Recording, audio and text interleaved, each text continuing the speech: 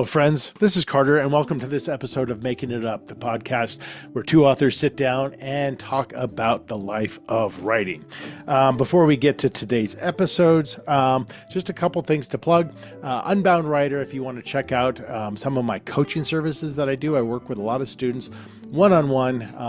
I do manuscript coaching. I do sometimes I just have therapy calls where they're accountability calls, and we just kind of talk through any issues that they're having. So it kind of ranges the gamut, but I love working with writers. So if you're interested in any kind of one-on-one coaching, you can go to unboundwriter.com, and right there on the website, you can actually book a free consultation with me so we can see if we're a good fit, so I can kind of see what issues that you're having and how I might be able to help. So check that out. All right. Today on the show, I had Harry Hunsicker. So Harry and I got acquainted through our mutual friend, Maddie James, who is the owner of Zuni.com, which develops websites only for authors. I've been with Zuni for many years now, and she reached out to me. She's like, you should really talk to Harry. He's a fun guy to talk to. He's written a lot of books. So I did. So I talked to Harry. Harry is indeed a fun guy to talk to, and a very well-established author. He's actually the author of 9 crime thrillers, including The Life and Death of Rose Doucette, which was released last year and was actually shortlisted for the 2025 Thriller Award, which, as we discussed in the episode, is a big deal. It's a really big deal. So he's a well-known writer, and it was interesting talking about our respective kind of writing journeys, and there's a lot of overlap, not only in terms of the length of time it's taken us, the number of books we've put out, but also just kind of the timing of everything. We were querying agents together back in 2003, back when we were physically mailing out query letters. So we discussed that a little bit as well. And we kind of started the call talking about marketing, PR, social media, all that good stuff. So I feel like this is a good episode if you're wanting rich detail on kind of all the other things that the author needs to be doing besides actually writing the books. So it's a good one, folks. You're going to like this. This is my conversation with Harry Hunsicker.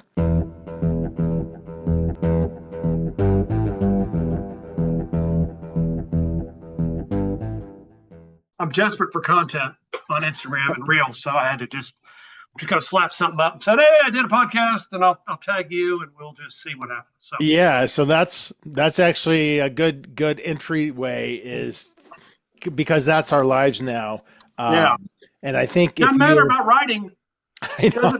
No, what I know, and I've said this a few times on my podcast lately, but probably in the last 6 months or so, I really come to the realization that it is about, as gross as it sounds, and I don't know if even content's the right word, but it's about how do readers see you as an authentic personality? How do they know you and not just your books in this day and age where AI is taking over everything? Right. Content is flooding everything. Who knows what's real and what's not? How can you stay relevant and show your face and show your video? Right. And that's a lot more pressure on writers these days. It is. It's crazy. And you seem to just literally with that idea of like, hey, I'm going to do a quick reel. I'm going to be on a podcast. That's kind of all it takes. But even that, to remember to do that and then go to the effort to post it, have whatever you're going to write in there, the hashtags, it's a pain in the ass. It doesn't take much. You got to remember, which has taken me a long time, but it doesn't take much to do it. It takes forever to get that reel looking right, though, for me, to edit it right, because you got to be quick, because I can't have me just sitting there for 10 seconds going, "Hi there, I'm going to do a podcast now." You got to be quick. And so getting that quick thing takes a long time. So yeah. And it's kind of like writing in the sense that it's part of the job. It's part of what you do in this career. And for me, with social media, I create a calendar of like, on Monday, I'm going to do this kind of reel. And then it might be this thing where I actually put it into my calendar of like from 2 p.m. to 3 p.m. is when I'm going to be, and maybe I've captured that's video. Great. That's great. Because once it gets on the calendar, it happens, And usually, I'm not quite there yet. Yeah, I mean, it's almost like I have to because otherwise, then it's again, like writing, you have this great inspirational burst, and then you come back 3 weeks later and you haven't done anything. So Right. it's about consistency more than like creating constantly great content. I mean, it's got to be good and it has to be interesting and kind of authentic, but it doesn't take much. Yeah, and I use like Canva, that helps me. I use Yeah. Yeah. CapCut, that helps me.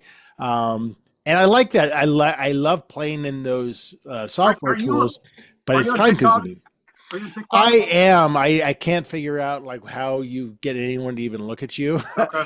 But like, so for example, this episode here, a few weeks after it posts, I will do a highlight 1 minute clip of something that interesting that you talked Okay. about in the conversation, and that'll go on TikTok and Instagram as a reel and stuff like that. And whenever I create a video, I mean, Instagram's kind of my main venue, but then I'll make sure it, for the most part, that it goes on TikTok as well and Facebook. Okay. But I don't know. You know, Yeah. I don't know. I don't know either. I know. Yeah. I don't know. It's you're shooting in the dark a lot of time. it And is. do you reels? Do you do posts? Do you what kind of how many hashtags? What hashtags? All that stuff.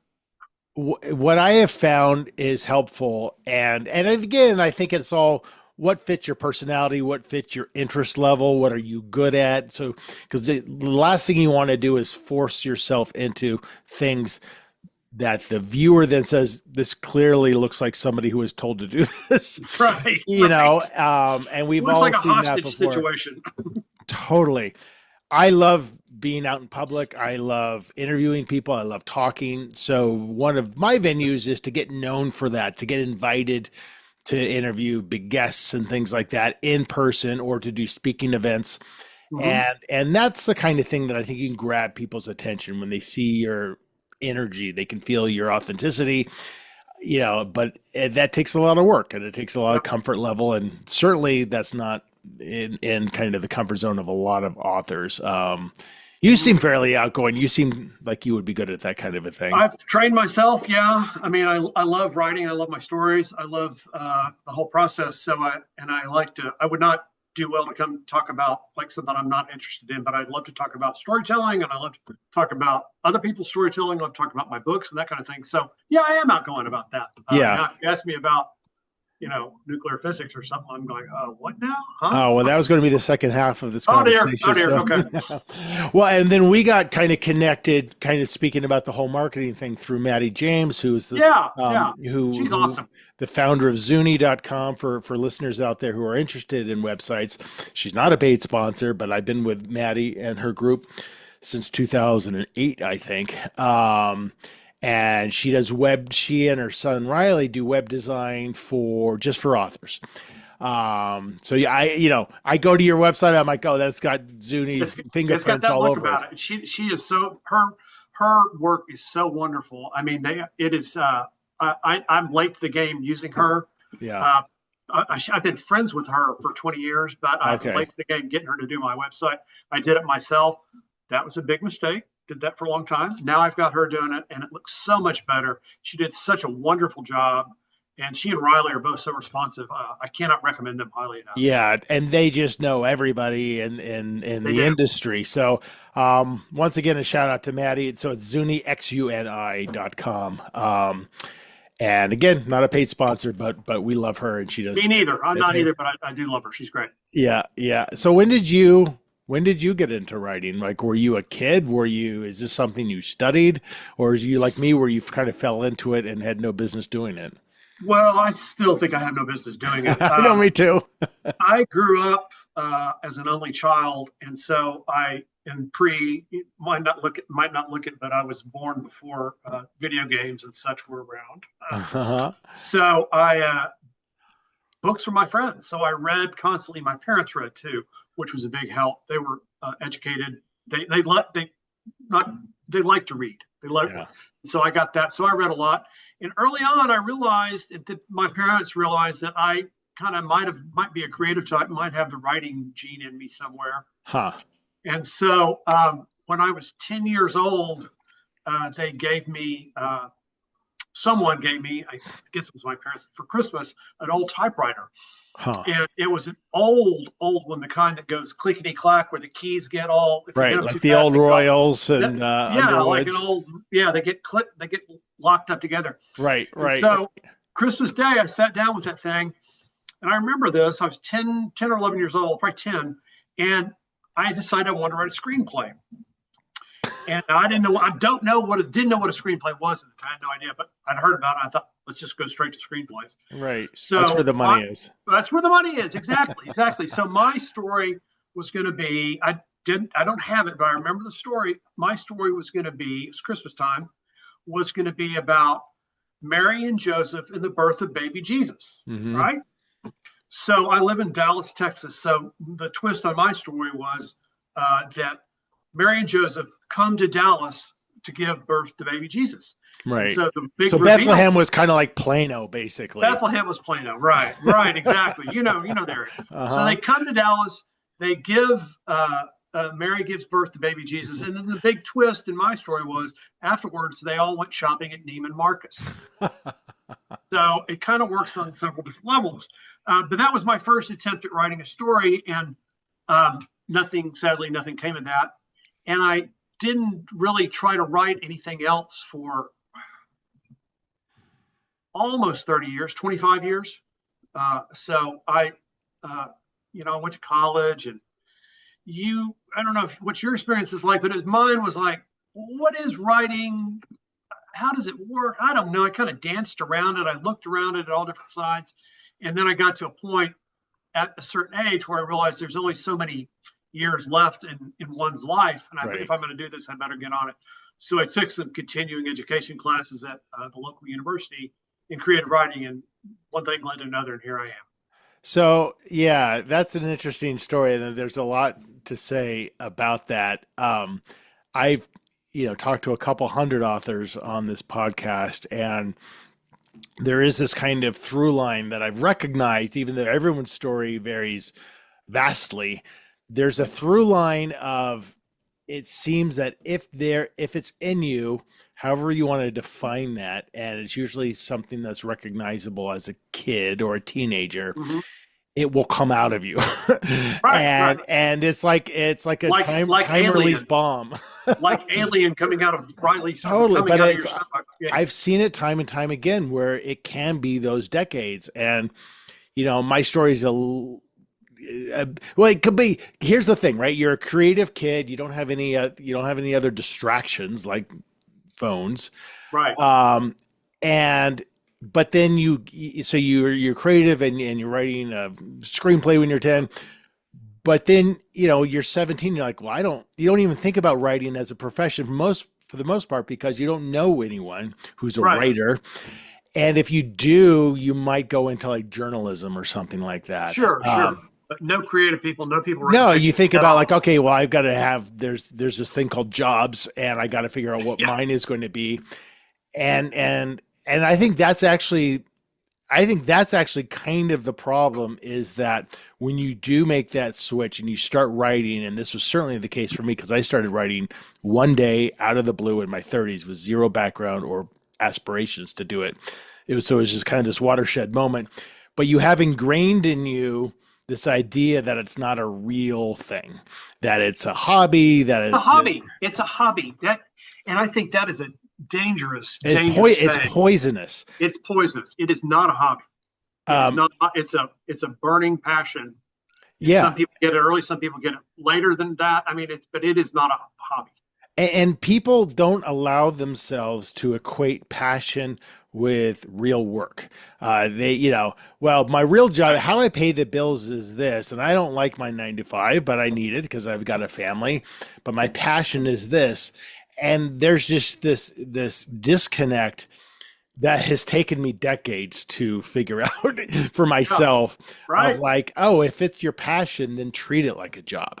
And even if it's 1 hour a day, whatever it is, it's the consistency over inspiration, I think, is what's more important, is building the muscle, which you can only do if you treat it like a job. And you just don't, because you don't have enough self-respect to call yourself a writer and therefore treat your writing like a job because you haven't published anything or whatever. Right. Right. And it's a really hard cycle to get out of. And I'm working with a lot of writers through my coaching, and I see it in how they speak and how they treat their fiction. And, they love it, but they've got other priorities. And,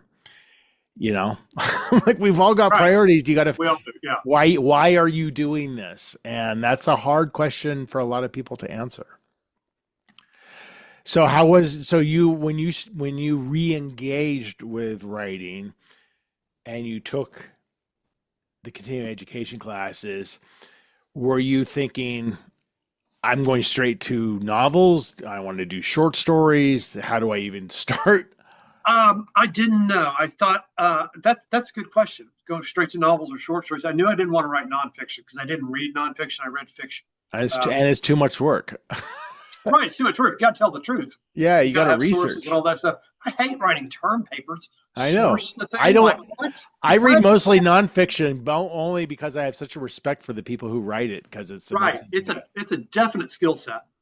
So I knew I wanted to write fiction. I didn't really know. This is really interesting. I thought I took classes, and then I took some classes, and then I sat down to write the Great American Novel. Mm-hmm. Now, and I wrote 90 pages of it, about a guy who was the most boring individual in the world.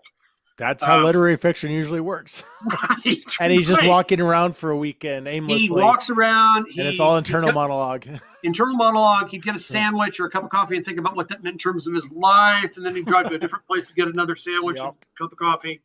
And so he was as boring can be. And so at the end of 6 months, 90 pages, and I knew writing a book is hard. I know it's not easy, but I knew it shouldn't be this hard.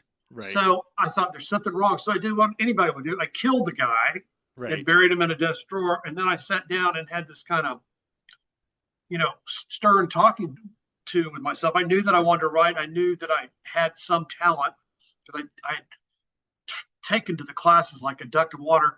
And then I sat down and I kind of looked at my bookshelves, which you can see behind me. They weren't the same bookshelves, but they had a lot of the same books. And I looked at those and I realized there was no section on those shelves that could be classified as great American novels. Right. They were all mysteries and thrillers and spy novels and detective stories and things like that. They were genre books. So I thought, this little light bulb went off in my head. I thought, maybe not the great American novel. Maybe you should write a mystery or a thriller. And so that started me on the path.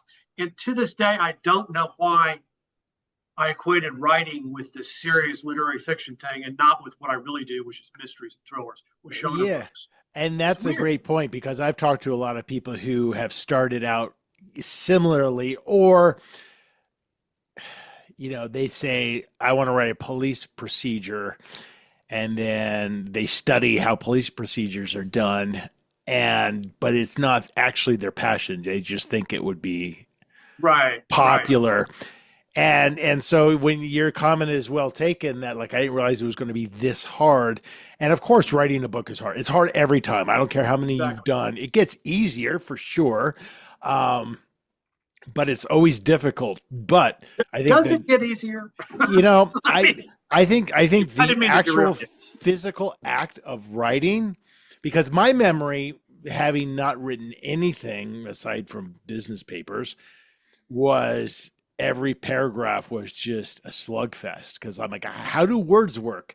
But now, however million words later, if I know what I'm writing, my fingers can move quickly, and it's not painful to get the word. Now it's a matter of I feel like I've said this before in another book or something like that. Oh, I know. I've got that all the time. All the time. But the physical act of writing is easier, but the thinking about it and the figuring out is, I don't know if that gets easier.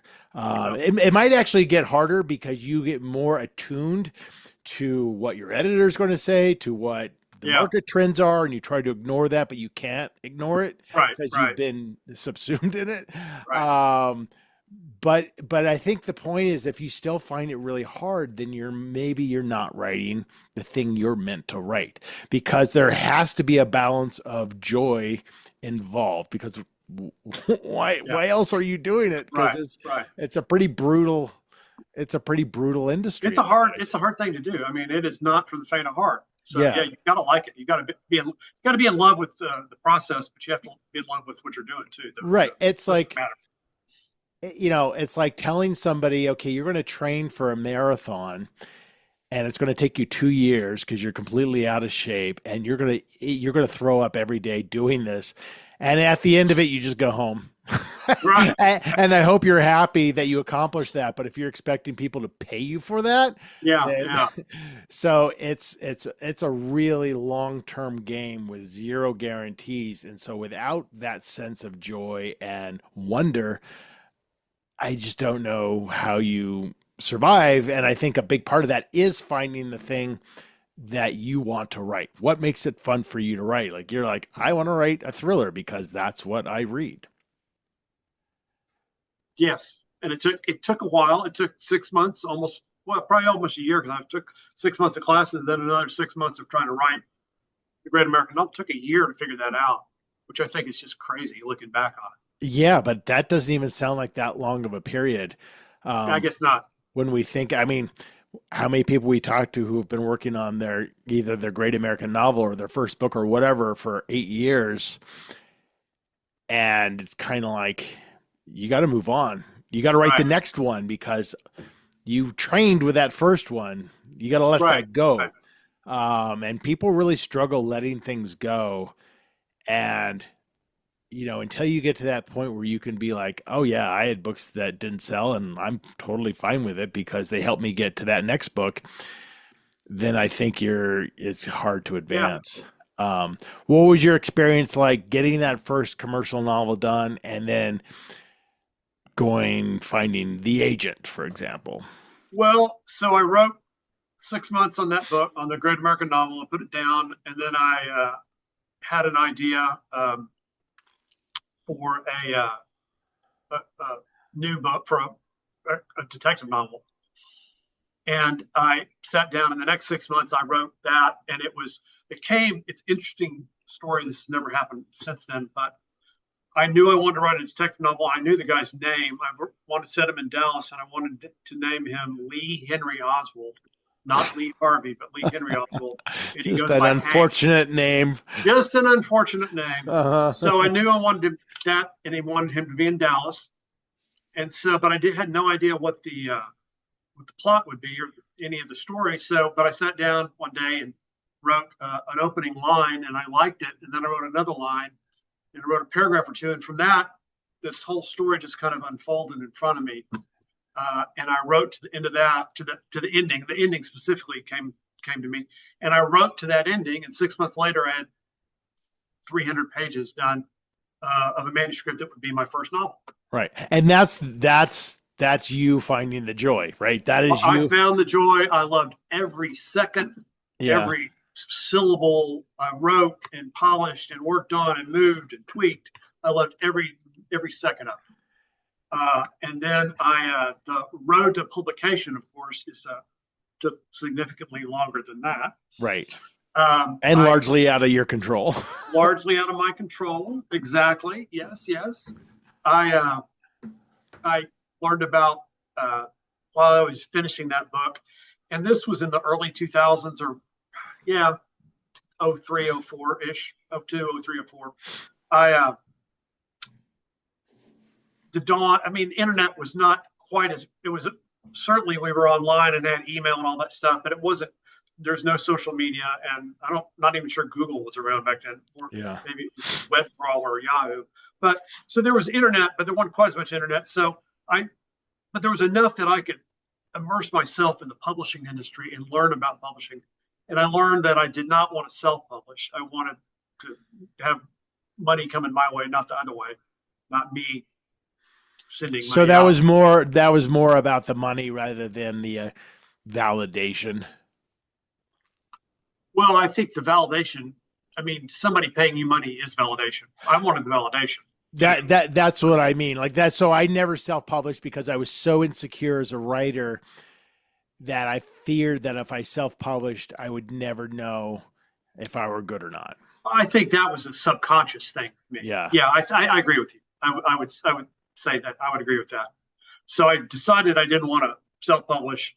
And if you're not self-publishing and you're not sending it to a university press or something, which is not a real, for a detective novel is not the right thing, you need an agent, and you need a commercial publisher, and you need an agent. So I learned about agents, which led to learning about query letters. Yeah. Which led to writing my first query letter for my first book, which it turns out I'm pretty good at writing query letters. So my query letter for my first novel ended up being the jacket copy on the first novel. Wow. Just about word for word. That's amazing. 99% of it was from that query letter. And just to remind the listeners, so because I started querying my first book in 2003. We were physically mailing the letters. Right, with the old self-addressed stamped envelope. Yeah, and I've said this before, but I would really spend an inordinate amount of time choosing what I considered to be the right paper stock. Like I really I don't want white, I want more of a cream, and it's got to be a really heavy bond, and this really shows like confident. It's ridiculous, but I really thought about that stuff. And it's something you can control, and you've got to you seek that control where you can get it, because once it goes out there, you lose all control. Right, so, and you only send a few at a time because you don't want to send them all out at once in case like you're getting rejections, and you can tweak your letter. Exactly. There's a whole science to it. There's a whole science to it. I sent my first one to a woman who repped the last detective series set in Dallas, Texas, and I knew I had like 10 people on my list, and I wanted to send it to her first and not the other 9, because I didn't want to be unfair to the other 9, because I thought she would just jump on me so fast, because she needed another detective series set in Dallas, because the guy who was writing the other one had stopped writing fiction. He'd gone back to nonfiction. So I thought, she's going to be all over this. I don't want to be unfair to those other 9. So I sent it to her, and like a week later, I got my self-addressed stamped envelope back, and about all this. You open it up, and there's a Xeroxed letter in there that's been Xeroxed so much time. It's crooked. It's crooked, and it's faded, and it says, "Dear author." Right. Well, that's not a good sign. Yeah. Dear author, in today's incredibly tight fiction market. Well, your writing shows talent. It's not a fit for us at this time. Right. Exactly. So that was a hard thing. My first rejection, that was a hard blow. But I picked myself up, and I had 9 other people on my list, let's say. So I sent it out to those 9. Well, fast forward a year and a half later, I'm trudging to the mailbox to mail my 117th query letter. Yep. When I got a call from somebody who was reading the full manuscript and said, "Hey, I really like this. I think I can sell it." And so I signed with him, and he's been with me. We've been together ever since. Well, we have very similar stories, actually, because I got my first. So I had 75 rejections, and I got my agent finally with my first novel, and I'm still with her to this day. So we've been together 21 years. It all works. So why rock that boat? Well, that's a great question, but a lot of people do rock that boat, time and time again, and I could never. I mean, if you have an agent who is not returning your calls or is doing something egregious, but if you have an agent who's got good relationships and they send the letter, or they query the editors and the editor passes, is that the agent's fault? No. Right. Like question yourself, question your book, is it the book's fault? In the market, they can't control the market. The market is just, it's incredibly hard to get a book published. Right. So, and you can't even control what's the editor's mood that day when they read that email or what, there's such an art in this industry on all levels to letting go that I've had to learn over years and years and years of just like, okay, now if I get a rejection on something, I'm like, all right, that just means that it's setting hopefully itself up for maybe something better, or whatever. Like I can't, Right. you can't go Right. plead your case. It's like the futility of trying to argue with people who are leaving reviews on Amazon. It's like you Yeah. can't do that with Yep. everyone who reads your Right. book, Right. So, but that's great. I mean, you know, I've heard from both my agent and just from aspiring authors that it's harder today than ever to get an agent because of not only the ease of just shotgunning aimlessly your query letter out to non-appropriate agents for your work, but just the amount of content that can be generated now and sent Right. out, that it's just this flood where these agents, yeah, people going through their slush piles usually, and it's just like all you're doing is you're looking for a reason to reject it because there's so much there. They're not like trying to give every letter the best opportunity. Right. Like one little thing, one little typo, and like that's all it takes. Unfortunately, that is true. Yeah. So, because they're just, and that's not their fault. They're overwhelmed. There's only so much that they can do. Um, I don't know the solution to that, but I feel for these authors who are really struggling to even get their query letters read. And then did that first book sell? It did. It did. Because I know you've bounced with a couple different publishers, as have I, and you're currently with Ocean View. Is that I'm right? currently with Ocean View. Yes. Yeah, Yeah. I have 4 books with them. They're Oh, tremendous did you? folks. Yeah, they're great people. They're great. Yeah, Yeah. yeah. Bob and Pat, their books number 3 through 5 with me, and then they also ended up buying my first book, which that publisher went out of business, so we got the rights Oh, back. okay. And Ocean, yeah, and Ocean View's great because they're a good sized publisher who puts out a very high quality product. They have a great editorial team. Um, and they're well known in the industry. They're They lauded are. in Yeah. the industry. I mean, they're not the biggest publisher in the world, obviously, but they're highly, highly respected. And so that's a great place to be. Have you been down to visit them in Florida?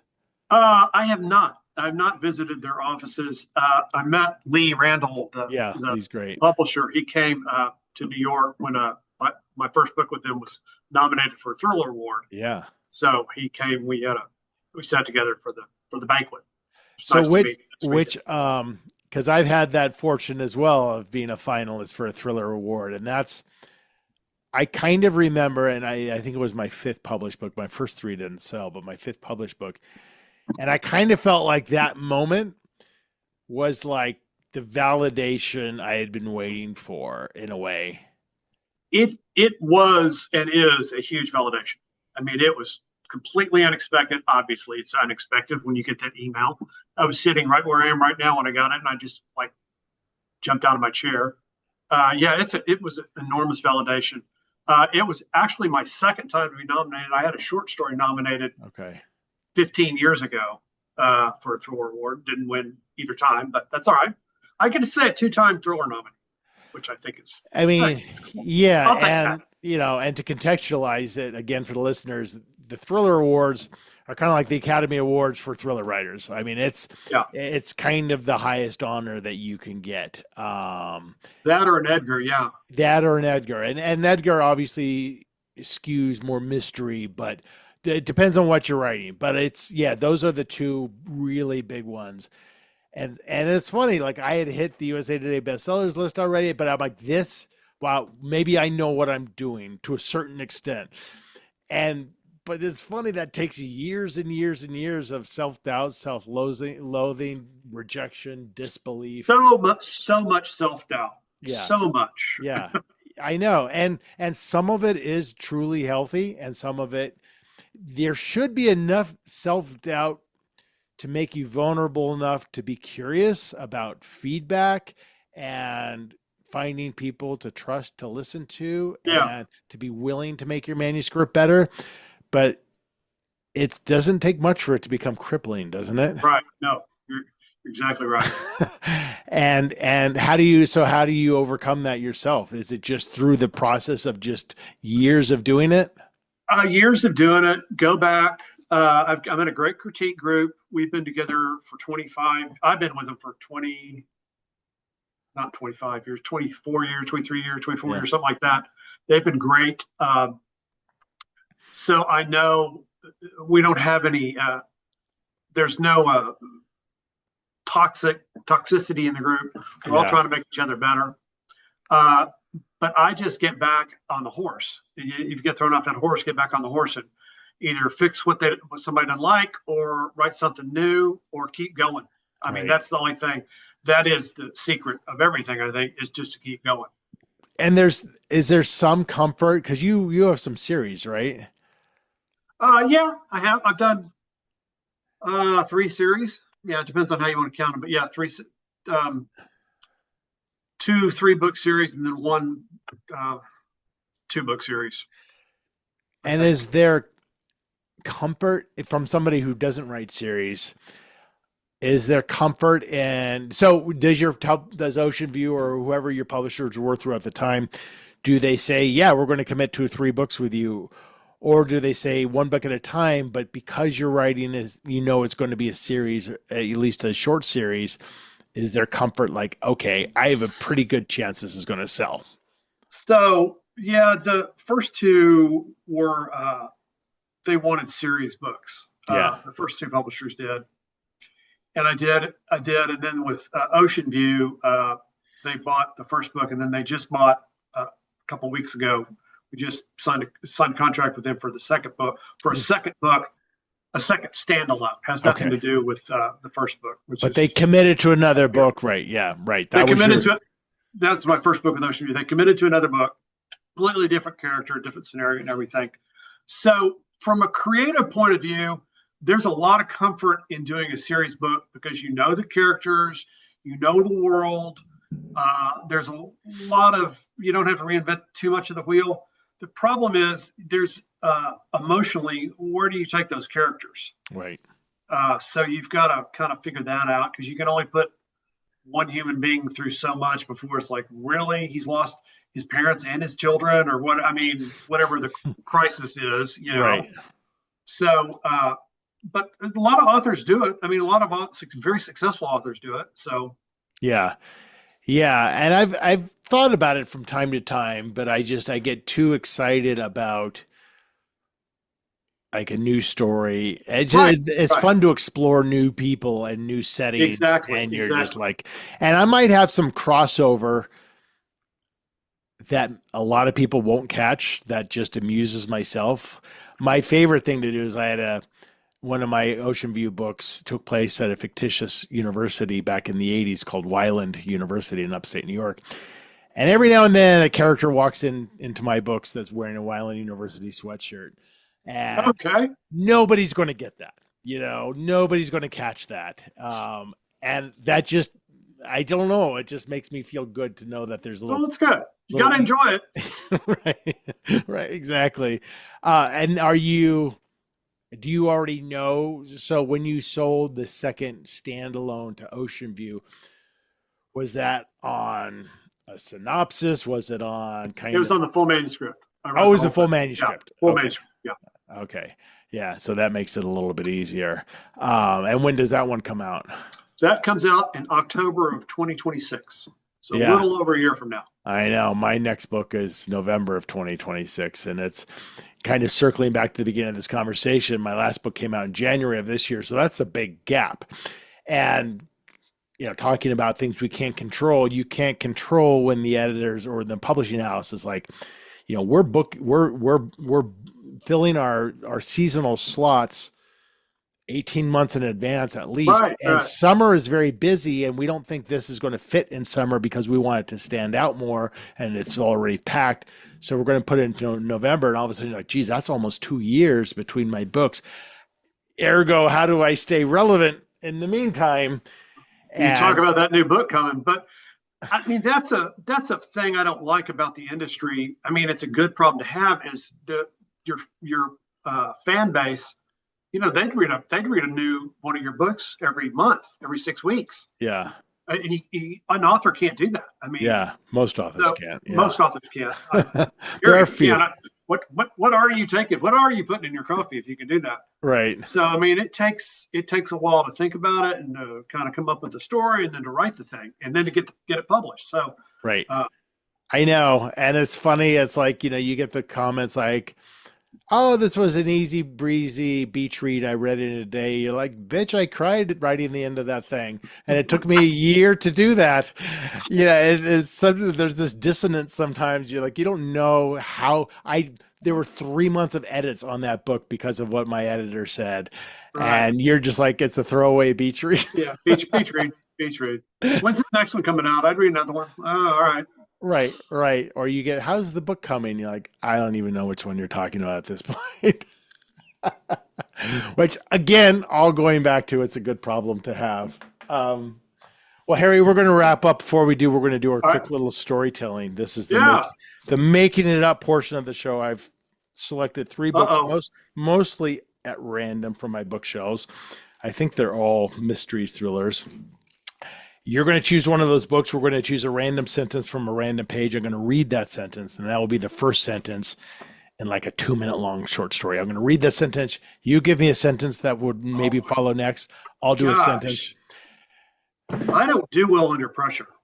Well, But we'll find out how well I don't do, won't we? I will tell you, I get nervous every time, and I've done this Okay. a All right. lot. So when I tell you it's going to be a shit show, that's to relax you because it probably will be.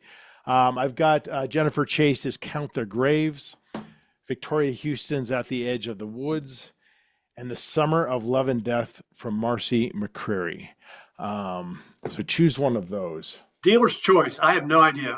I'm not. I'm ashamed to say I'm not familiar with either. Well, you don't have to be because we're going to do whatever we want with this sentence. Okay. So, all right. Well, I'm going to choose Count Their Graves from Jennifer Chase. Good. Give me a number between 1 and 350. 47.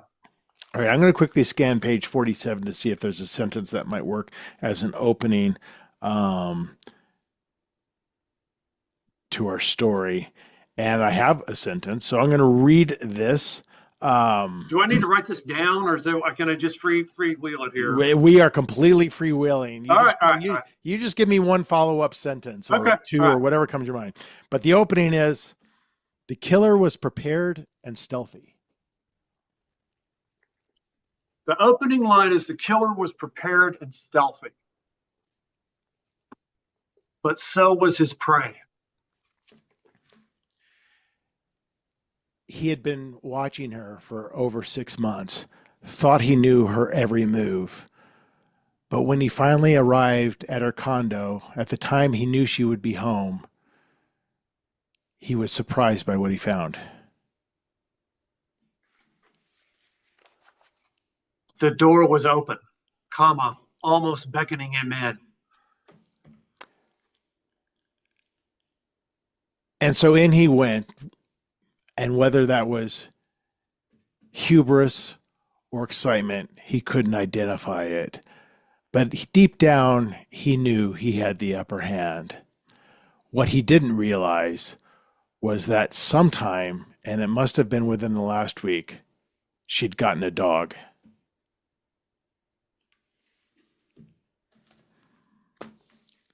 The killer hated dogs ever since his stepdad had that Doberman.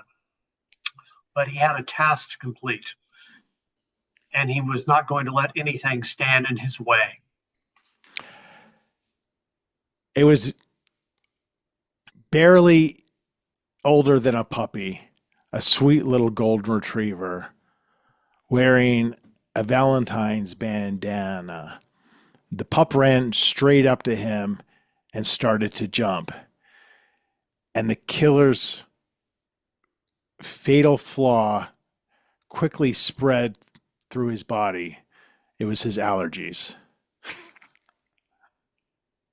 As he sneezed, he saw his target from across the room pull a gun out of her briefcase, and he realized that he had been played.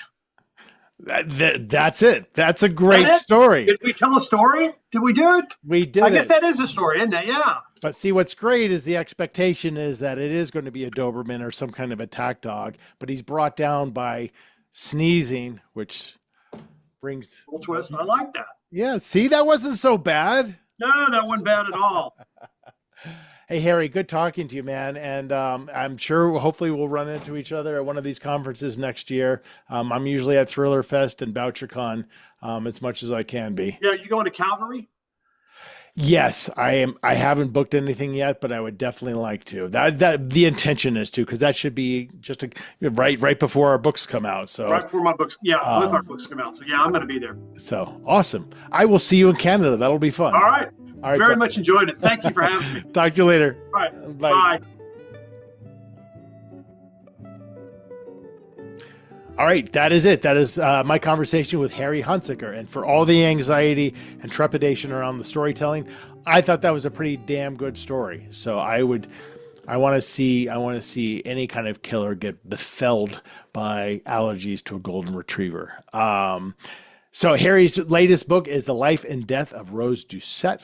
If you want to check out that book or any of his other books or anything you want to know about Harry, just go ahead and pop on over to his website, which is harryhunsicker.com. And you can go to carterwilson.com, check out my books, my newsletter, other episodes of Making It Up.